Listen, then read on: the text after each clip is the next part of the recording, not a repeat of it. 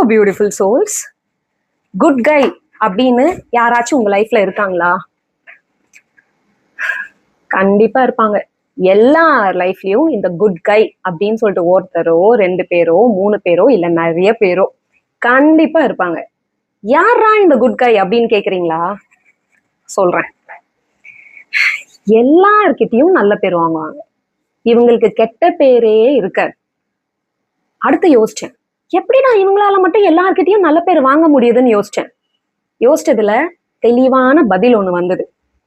இவங்களுக்கு இவங்க என்ன யோசிக்கிறாங்களோ அந்த வேலை நடந்தே ஆகணும். அதை நடக்கணும்னா மத்தவங்க கிட்ட நம்ம டிராமா போட்டே ஆகணும். அப்படி டிராமா போட்டா மட்டும்தான் அந்த வேலை நடக்கும்.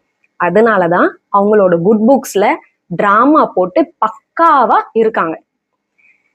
அடுத்து இன்னொரு கேள்வி போகுது, இப்படிப்பட்ட ஆளுங்களை தான் எப்படி எல்லாரும் விரும்புறாங்கன்னு புரியல.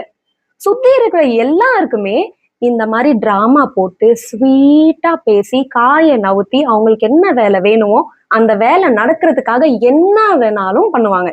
அந்த மாதிரி ஆளுங்களை தான் இந்த உலகத்துல நிறைய பேருக்கு பிடிக்குது. சரி, இது ஒரு பக்கம் இருக்கட்டும். இது நான் ஷேர் பண்ணேன் என் ஃப்ரெண்டு கிட்ட, இந்த மாதிரி எல்லாம் நடக்குது உலகத்துல அப்படின்னு சொல்லி. அதுக்கு எனக்கு ஒரு அட்வைஸ், உனக்கு தான் பொழைக்க தெரியல, உனக்கு பேச தெரியல, உனக்கு வாழ தெரியல அப்படின்னு சொல்றாங்க. அவங்களுக்கு நான் ஒரே ஒரு பதில தான் கொடுத்தேன், எனக்கு அந்த மாதிரி நல்ல பேர் வேணாம். என்ன 4 பேர் நல்லவங்க சொல்லணும்னு அவசியமே கிடையாது. நான் யாருன்னு எனக்கு தெரியாதா?